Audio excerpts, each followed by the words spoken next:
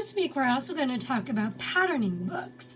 And what patterning books basically is when you have the children or you create a book off of a book that is already written. So basically it's kind of like you're taking the concept of a book that is already done and creating your own book based off of that. And I do that a lot with my kindergartners when we make a lot of different class books. So for example, we might take the book, if we're learning about emotions, The Grouchy Ladybug by Eric Carle.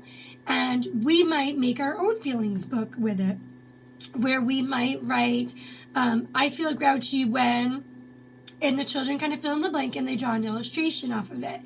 And then we put them all together and we make a class book. So that's an example of a patterning book. Another example of a patterning book would be if you take a book, and Tanya Hoban makes a series of books that are little peek and find books, if you will. So it's a type of book that has a hole cut out or a shape cut out in the middle, and so you're only seeing a portion of the picture that's behind it. And based off of what you can see, you try to make a guess of what the actual picture is. So when you flip it over, you can see if you were right. So this is one of her books called Look Again. She has another book called Look, Look, Look. So in this one, this is the cover of it. And so this would be cut out and it's on every page. And you need to look at that and try to guess what it is. And here's another picture.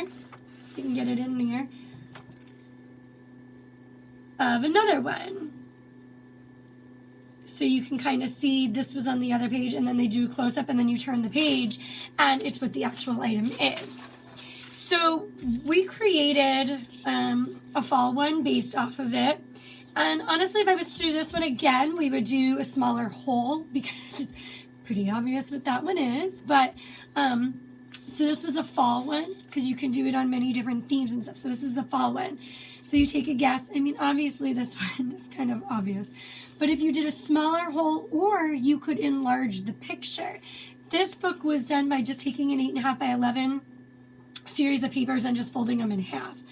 So then you could make a guess, and it's the scarecrow underneath. Here's another one. And honestly, because it's on a white paper, you can see through it. But you kind of get the idea, and then you can flip it over, and then you see what the picture really was. It was a pumpkin. Or in this one. And again, I would, do something different with the pictures.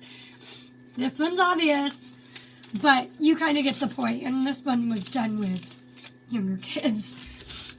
So that's an idea that you could do. So patterning books. So we read the book together as a class. We looked at the different things, and the kids really like enjoying trying to guess what's on the other side, and then created our own. And just the concept of making books is a lot of fun. As we're entering winter, you could do the snowy day, and then you could even have the children just draw a picture of something they like to do on a snowy day. And when you put it all together, that's creating a book. You could do concepts books. So maybe your class is really into dinosaurs or zoo animals. And each page is just a different zoo animal or a different type of dinosaur. And they don't need to be complex. It could just be a different picture on each page based off of that concept. So another concept book would be an ABC book. So like I had shared with you guys before, the ABC superhero book, which I know my class loves. So you could do a pattern book off of that superhero ABC book, and the children each create their own different superheroes for each letter of the alphabet. You could do riddles if your class is really into riddles. There's so many different things that you could do patterning books on. And to be quite honest, really any book could be used for patterning. When I think in my own class, or even like our pre-K class, when we're learning about pilgrims, and we're making our own books kind of off of that particular book, really that's patterning books.